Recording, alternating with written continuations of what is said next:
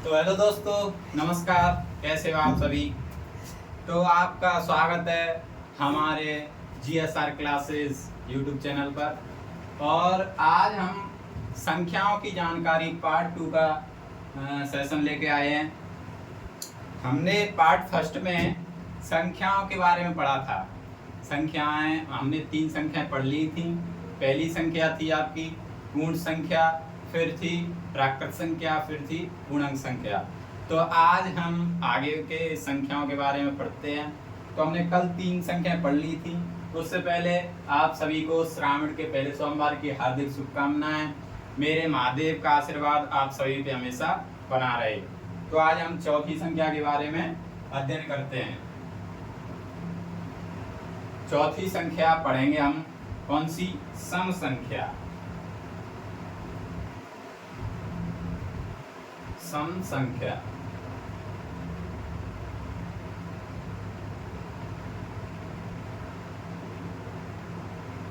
तो सम संख्या किसे कहते हैं?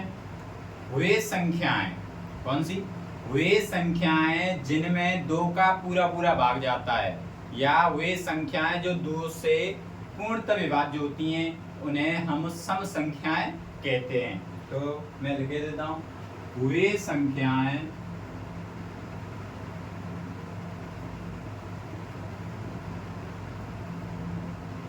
जिनमें 2 का पूरा पूरा भाग जाता है,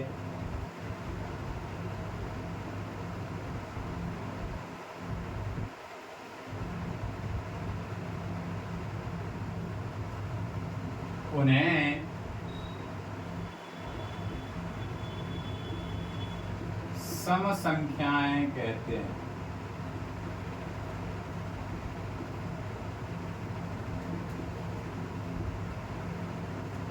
सम संख्या कहते हैं। जैसे मैं एग्जांपल दे दूं आपको, जैसे 2 है, 2 का पूरा जा रहा है, 4 है, 6 है, 8 है, 10 है, इसी प्रकार बहुत सारी हो सकती हैं, ठीक है, आदि।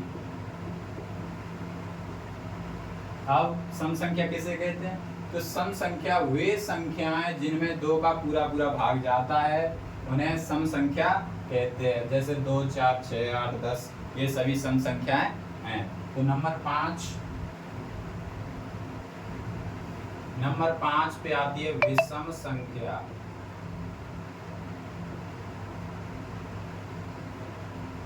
विषम संख्या। तो विषम संख्या किसे कहते हैं?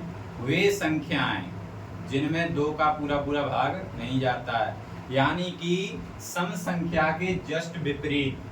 यानी सम संख्या किसे कहते हैं? जिनमें 2 का पूरा पूरा भाग जाता है। और विषम संख्या वे संख्या जिनमें 2 का पूरा पूरा भाग नहीं जाता, उन्हें विषम संख्या कहते हैं।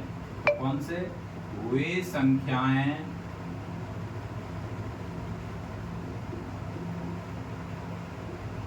जिनमें 2 का पूरा पूरा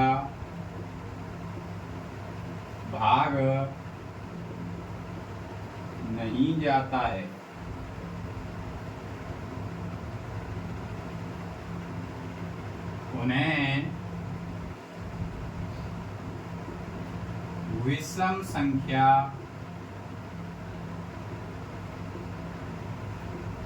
उन्हें विषम संख्या कहते हैं।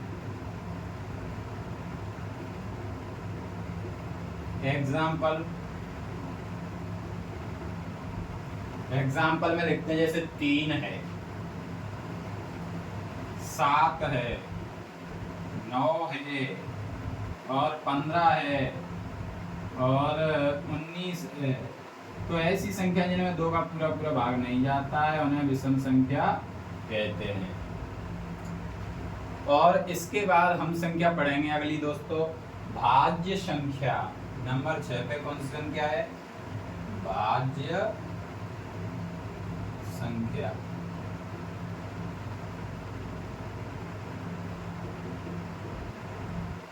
तो भाज्य संख्या किसे कहेंगे दोस्तों? तो वे संख्याएं जिनमें स्वयं का और एक का, इनके अलावा अन्य संख्याओं का भी भाग जाता है, उन्हें भाज्य संख्याएं कहते हैं। अर्थात जिनके एक से अधिक गुणनखंड हो सकते हैं, उन्हें भाज्य संख्याएं कहते हैं। तो भाज्य संख्या किसे कहते हैं? वे संख्याएं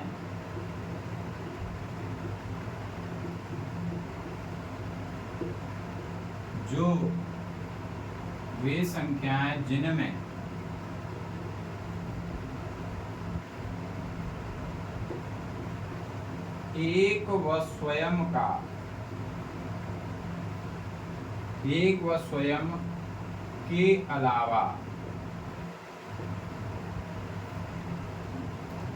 अन्य संख्याओं का भी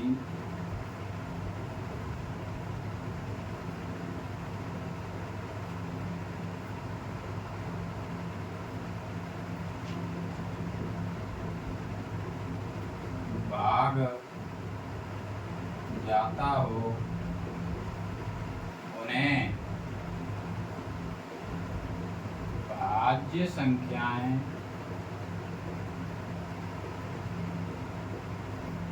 कहते हैं।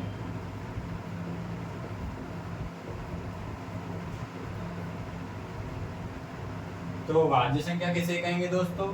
वे संख्याएं जिनमें एक व स्वयं के अलावा अन्य संख्याओं का भी भाग जाता है, उन्हें भाज्य संख्याएं कहते हैं। एग्जाम्पल ले लो आप। 4 हुई, 4 क्या है? भाज्य संख्या। भाज्य संख्या कैसे? देखो, वे संख्या जिनमें एक व स्वयं के अलावा अन्य संख्याओं का भाग जाता हो, तो देखो इसमें 1 का जा रहा है और 4 का जा रहा है, तो इनके अलावा किसका जा रहा है? 2 का भी जा रहा है, इसीलिए ये क्या है? भाज्य संख्या है।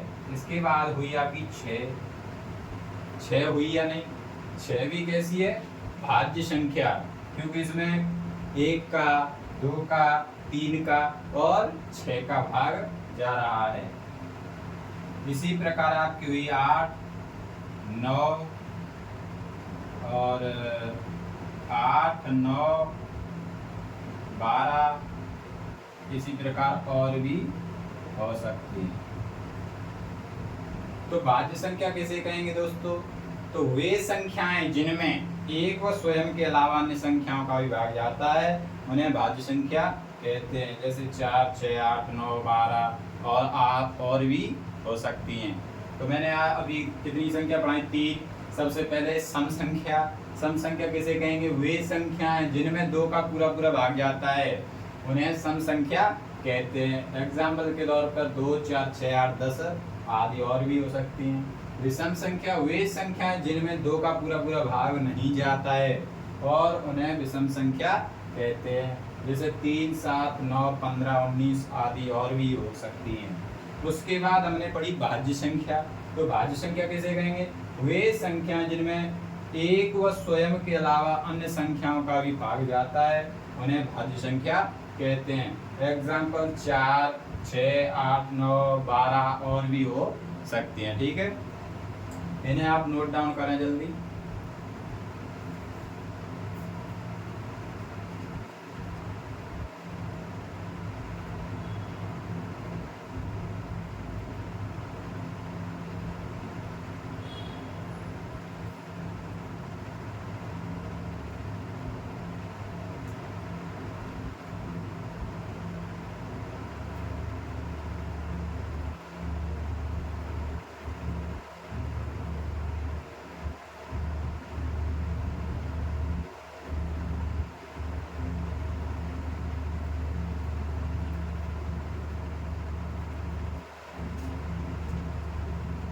तो आपने सभी ने नोट डाउन कर लिया होगा, नहीं किया हो तो जल्दी स्क्रीनशॉट ले लो।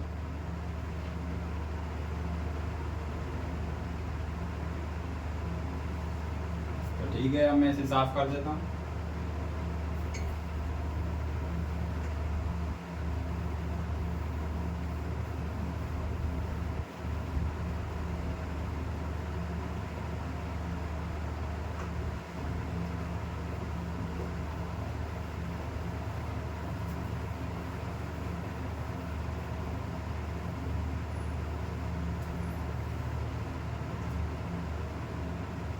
अब भाज्य संख्या के बाद अगली संख्या आती है दोस्तों कौन सी, 7वें नंबर पर अभाज्य संख्या।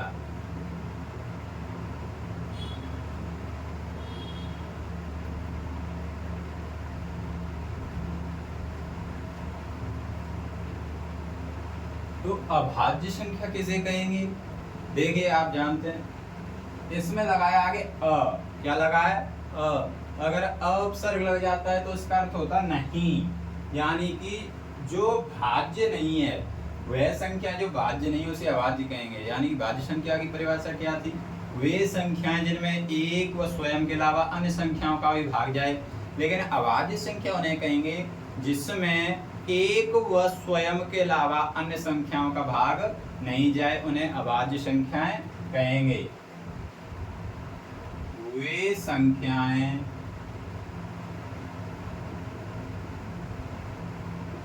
जिनमें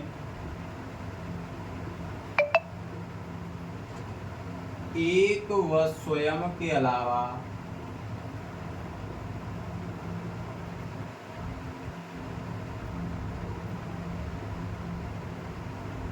अन्य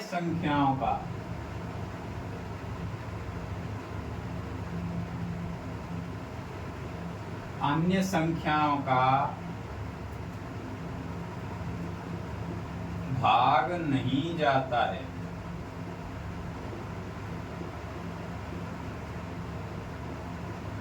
क्या परिभाषा हुई दोस्तों, वे संख्याएं जिनमें एक व स्वयं के अलावा अन्य संख्याओं का भाग नहीं जाता है उन्हें अभाज्य संख्याएं कहते हैं।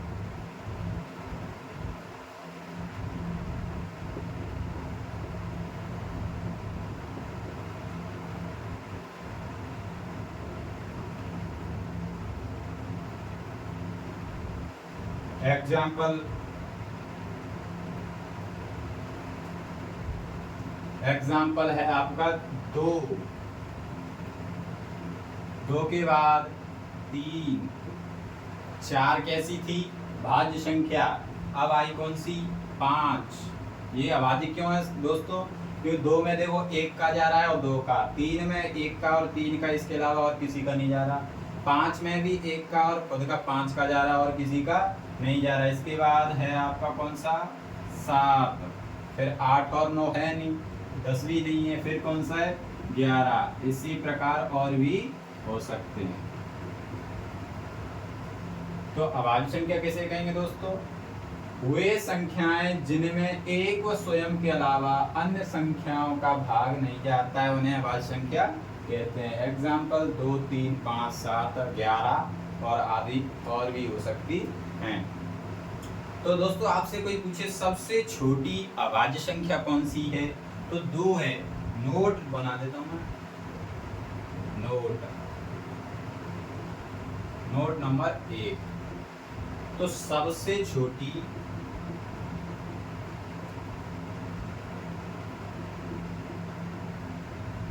अभाज्य संख्या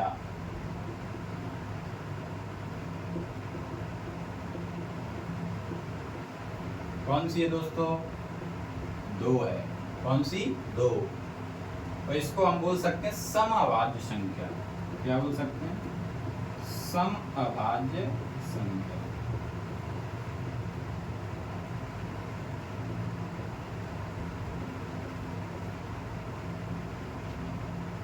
और नंबर 2 पे, नोट नंबर 2, सबसे छोटी भाज्य संख्या क्या है,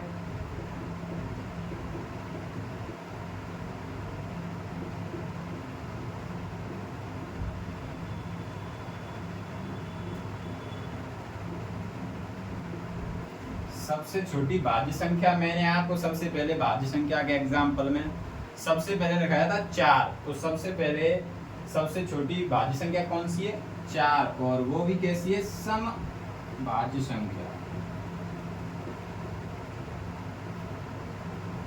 अच्छा मैं सम क्यों लिख रहा हूं, क्योंकि इनमें 2 का पूरा पूरा भाग जाता है, ठीक है। और नोट नंबर 3,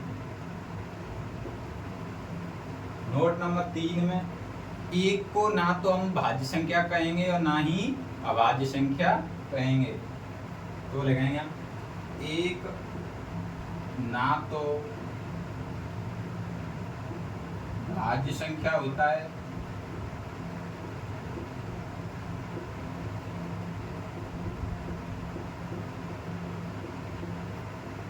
और ना ही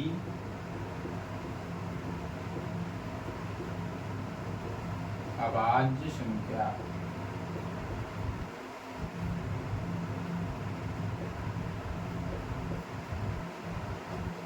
होता है।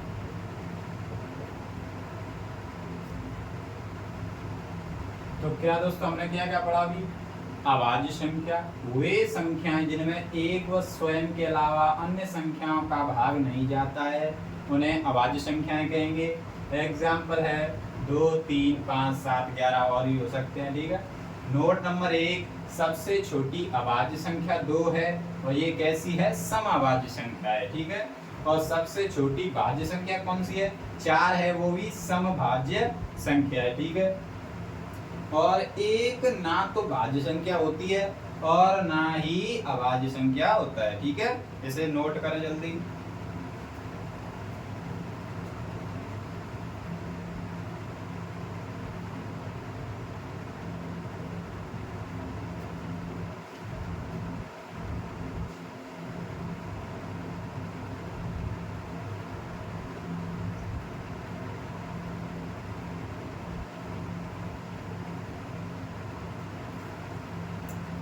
तो नोट कर लिया होगा दोस्तों। ठीक है, मैं अब इसे साफ कर देता हूँ।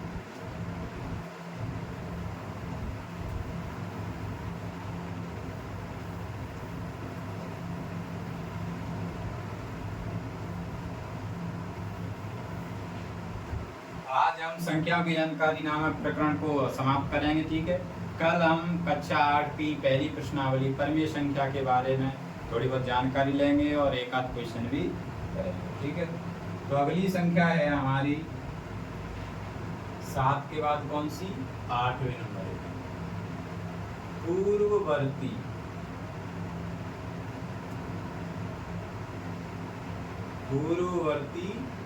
संख्या। कौन सी दोस्तों? पूर्ववर्ती संख्या। तो पूर्ववर्ती संख्या किसे कहेंगे दोस्तों? वह संख्या जो किसी संख्या से पहले आती हो। क्या?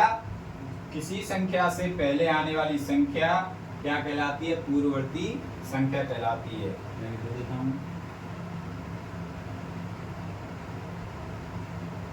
किसी संख्या से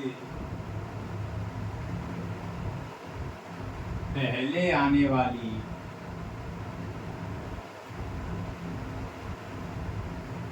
संख्या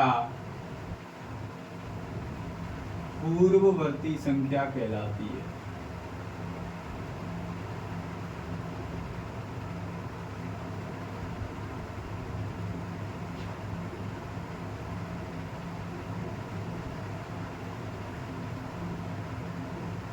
तो पूर्ववर्ती संख्या किसे कहेंगे? पूर्व माने पहले। पूर्व माने पहले। तो किसी संख्या से पहले आने वाली संख्या को क्या कहेंगे? पूर्ववर्ती संख्या। जैसे एग्जांपल, जैसे मैं लिखूं 99 का पूर्ववर्ती क्या होगा बताओ? तो 99 का पूर्ववर्ती होगा आपका 98। यानी कि 99 से पहले कौन सी आएगी? 98। अब मैं आपसे पूछूं 100 का पूर्ववर्ती क्या होगा? 100 का पूर्ववर्ती, तो 100 का पूर्ववर्ती क्या होगा? 99। इसी प्रकार मैं आपसे पूछूं 2205 का पूर्ववर्ती क्या होगा?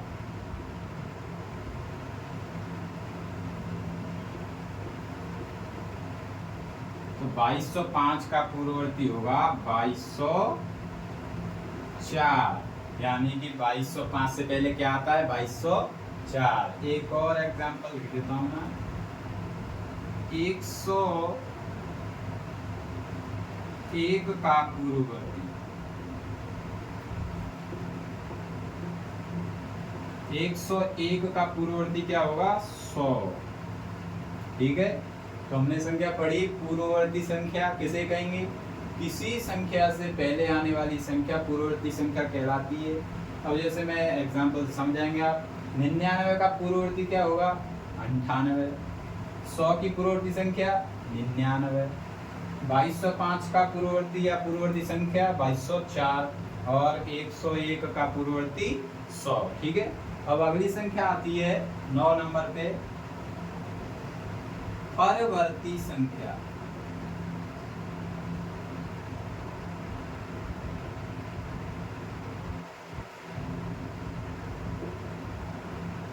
परवर्ती संख्या कौन सी? परवर्ती संख्या। तो एक तो ही पूर्ववर्ती, एक हुई परवर्ती। तो परवर्ती संख्या किसे कहेंगे दोस्तों? तो परवर्ती संख्या, किसी संख्या के बाद में आने वाली संख्या को क्या कहेंगे? परवर्ती संख्या कहेंगे। किसी संख्या के बाद में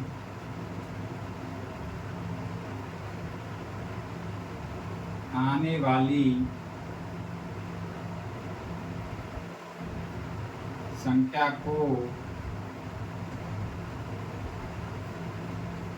परवर्ती संख्या कहेंगे।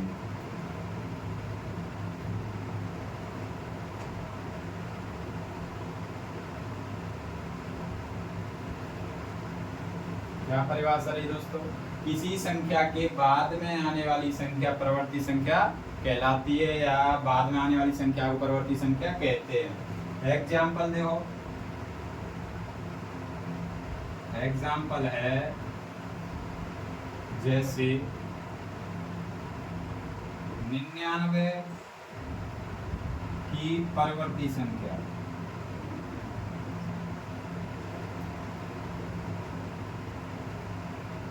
99 की परवर्ती संख्या क्या होगी? देखो 99 के बाद में कौन सी आएगी? 100। अच्छा मैं पूछूं आपसे, 1001 की परवर्ती संख्या क्या होगी दोस्तों? 1002। ठीक है। तो परवर्ती संख्या किसे कहेंगे? किसी संख्या के बाद में आने वाली संख्या को परवर्ती संख्या कहेंगे। जैसे 99 की परवर्ती 100 और 1001 की परवर्ती संख्या 1002 है। इसे नोट डाउन करें।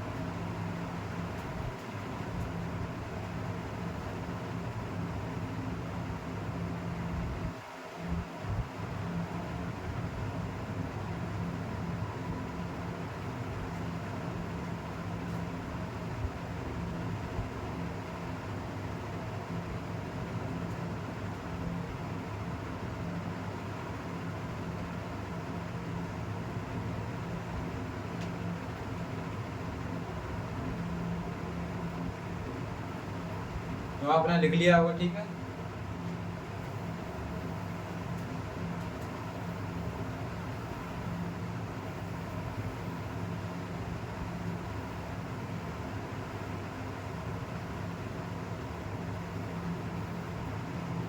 अच्छा अगली संख्या 9 संख्या हो गई। 10वीं संख्या है हमारी परिमेय संख्या।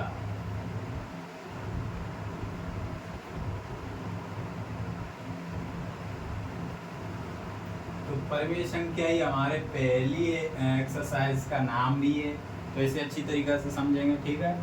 तो परिमेय संख्या कहते किसे हैं?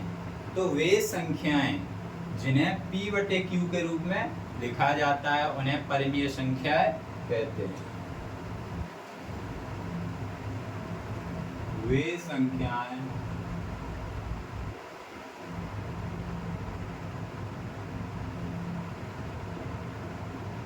जिन्हें P/Q के रूप में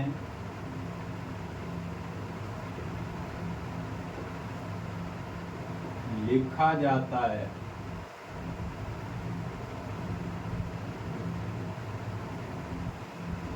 उन्हें परिमेय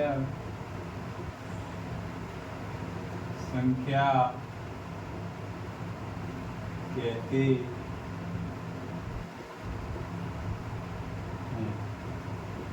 तो परिमेय संख्या किसे कहते हैं? वे संख्याएं जिन्हें P/Q के रूप में लिखा जाता है उन्हें परिमेय संख्या कहते हैं। एग्जाम्पल क्या होगा इसका? P/Q यानी कि भिन्न के रूप में लिख सकें, यानी कि 2/7, 3/9। अच्छा मैं लिखूं 5। अच्छा बताओ ये परिमेय संख्या है या नहीं? ये भी परिमेय संख्या है, क्योंकि किसी भी अंक के नीचे हम 1 मान सकते हैं, तो ये P/Q के रूप में हो गई। 5 है और आपकी 8, कोई भी संख्या हो सकती है, और आपकी √25 ये भी है, और आपकी √36 और भी हो सकती है। तो अब आप पूछेंगे सर ये कहाँ है P/Q के रूप में? तो मैं आपको बता दूं, ये चिन्ह किसका है पहले तो ये जान लें। इसे बोलते हैं अंडर रूट। क्या बोलते हैं? अंडर रूट, यानी कि वर्गमूल। तो 25 का वर्गमूल कितना होगा? 5। तो ये संख्या निकल के आ जाएगी 5। देखो 5 को मैंने ये भी बताया था 5/1 लिख सकते हैं, तो ये भी पूरी क्या कहलाई? परिमेय संख्या। ऐसे ही 36 का वर्गमूल कितना होगा? 6। वर्गमूल यानी कि 6 गुणा 6 करेंगे तो कितना आएगा? 36। तो 36 कितने का वर्गमूल है? 6 का। तो यहाँ से क्या निकल के आया? 6। तो 6 को भी हम 6/1 के रूप में लिख सकते हैं। ठीक है, हाँ तो लिख लो, इसे नोट डाउन करें फटाफट।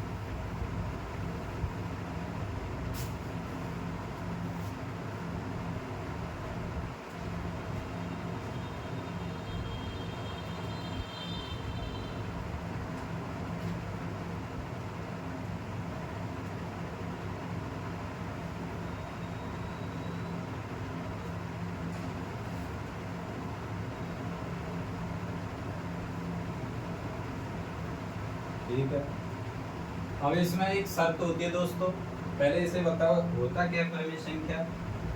तो वे संख्याएं जिन्हें P/Q के रूप में लिखा जाता है परिमेय संख्या कहते हैं। तो एग्जाम्पल 2/7, 3/9, 5, 8, √25, √36 आदि। लेकिन इसमें P/Q है, P/Q, तो यहाँ पे जो Q है वो 0 नहीं होना चाहिए। तो यहाँ क्या लिख सकते हैं? Q is not equal to 0। मैं हिंदी लिख देता हूँ, Q का मान 0 नहीं होना चाहिए।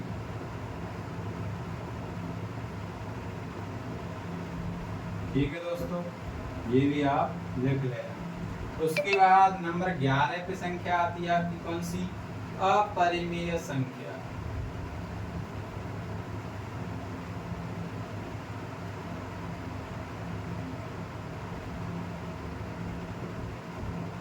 तो अपरिमेय संख्या दोस्तों आप समझ रहे हो, इसके आगे अ लग गया, परिमेय के आगे क्या लगा?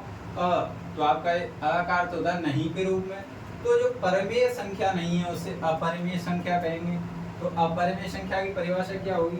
वे संख्याएं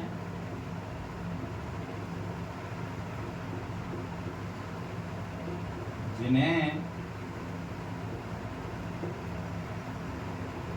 P/Q के रूप में नहीं लिखा जा सकता,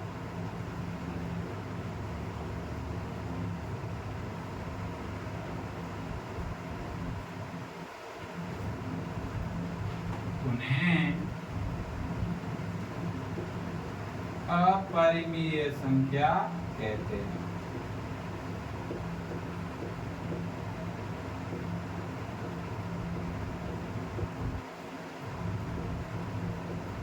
ठीक है, तो अपरिमेय संख्या किसे कहेंगे?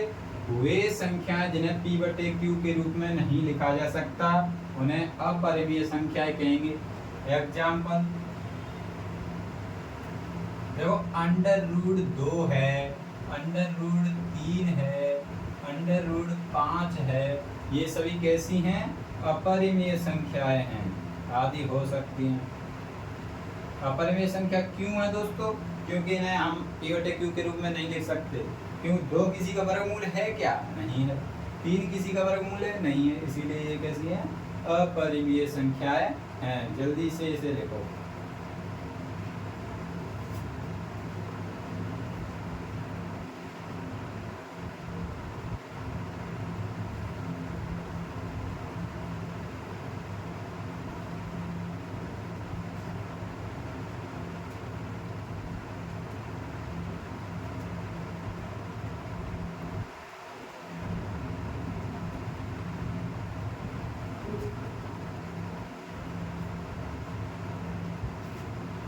लिख लिया हो दोस्तों?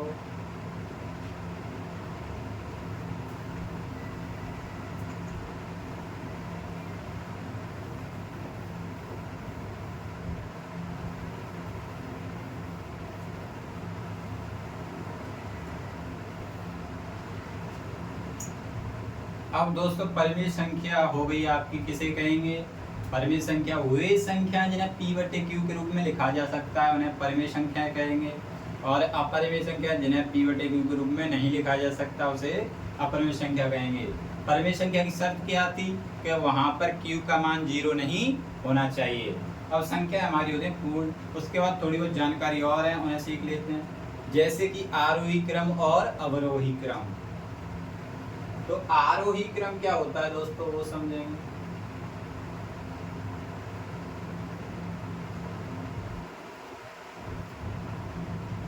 आरोही क्रम, आरोही क्रम किसे कहते हैं दोस्तों? आरोही क्रम छोटे से बड़े की तरफ जो संख्या लिखी जाती है उन्हें आरोही क्रम कहते हैं। या घटते से बढ़ते की क्रम में लिखी जाती है उन्हें आरोही संख्या कहते हैं। जैसे कि मैं लिख देता हूं, वे संख्याएं या वह क्रम, वह क्रम जो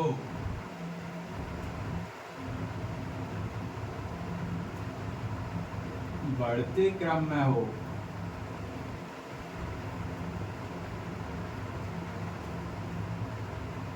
उसे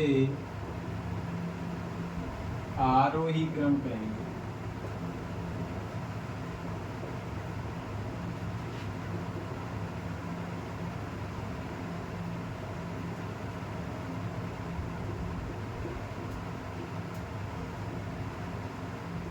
या एक और परिभाषा हो सकती है इसकी, छोटे से बड़े की ओर लिखी जाने वाली संख्याएं या क्रम आरोही क्रम कहलाता है।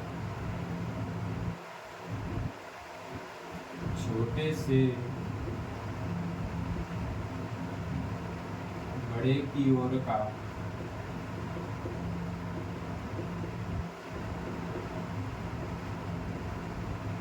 आरोही क्रम कहलाता है।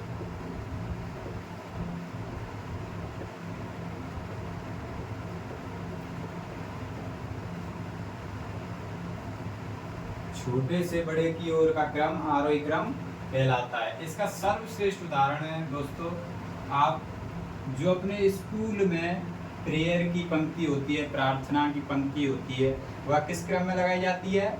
आरोही क्रम में। तो आप याद रख लेना, आरोही क्रम बराबर प्रार्थना की पंक्ति, इससे याद रख सकते हो। आरोही क्रम किसके बराबर माना जाता है? प्रार्थना की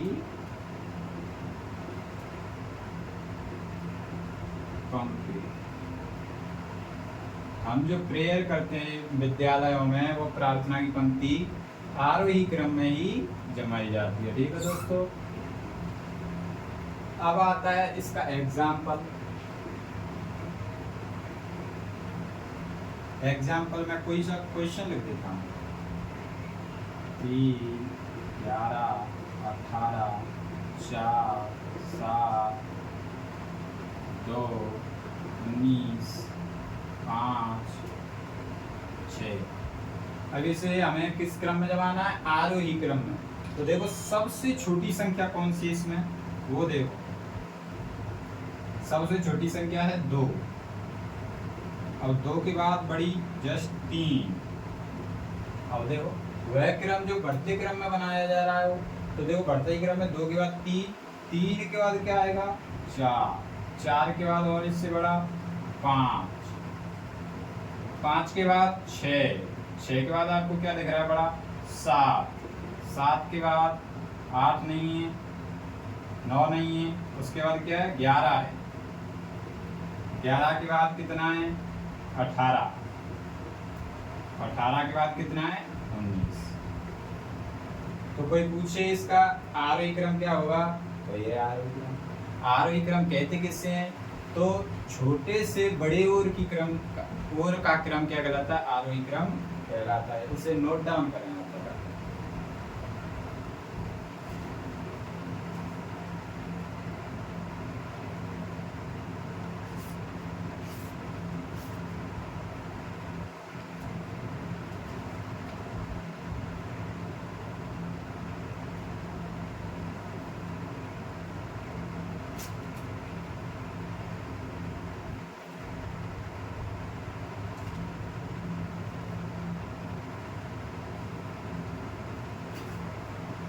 लिख लिया होगा दोस्तों आपने, इसे मिटा दो।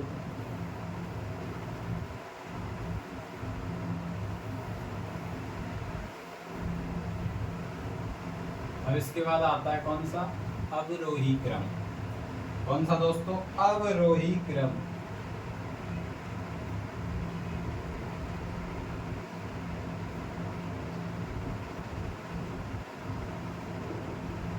तो अवरोही क्रम किसे कहेंगे दोस्तों?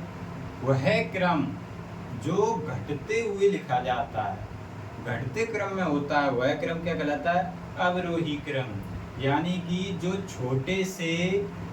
जो बड़े से छोटे की क्रम में होता है उसे अवरोही क्रम कहते हैं। तो अवरोही क्रम किसे कहते हैं? वह क्रम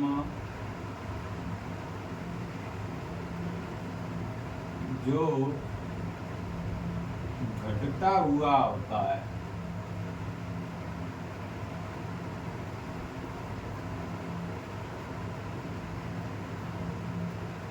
उसे अवरोही क्रम कहेंगे।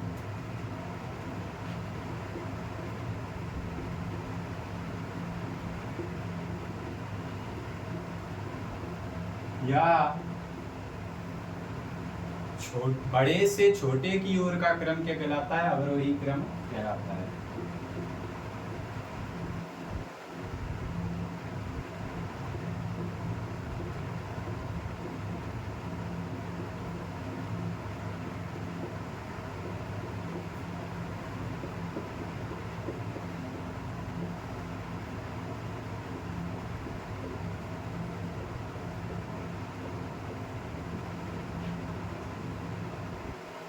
तो अवरोही क्रम किसे कहेंगे दोस्तों? वह क्रम जो घटता हुआ होता है उसे अवरोही क्रम कहते हैं। यानी बड़े से छोटे की ओर का क्रम अवरोही क्रम कहलाता है।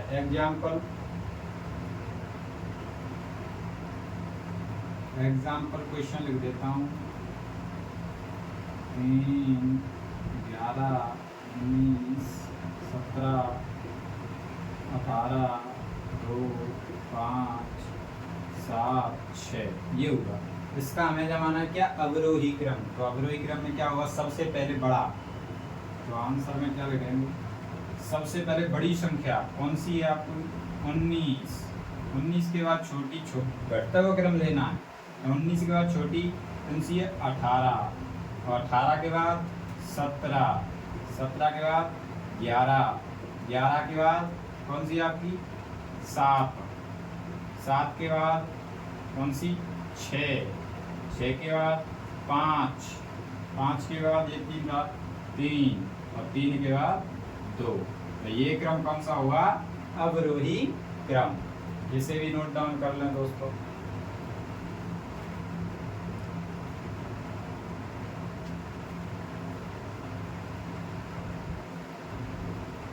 तो दोस्तों आज के लिए इतना ही काफ़ी है।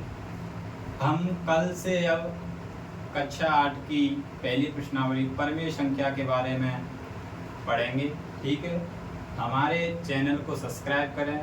जीएसआर चैनल आपके लिए हमेशा तत्पर रहेगा और इस पर डेली रेगुलर क्लासें डलती रहेंगी। आप अध्ययन करने में सुचारू रहें और हमारी क्लास को ज़्यादा से ज़्यादा शेयर करें, सब्सक्राइब करें और अपने दोस्तों को भी बताएं कि हम जीएसआर क्लासेस पर कक्षा 8 की गणित पढ़ाई जा रही है और इसे शेयर करें। थैंक यू, धन्यवाद दोस्तों।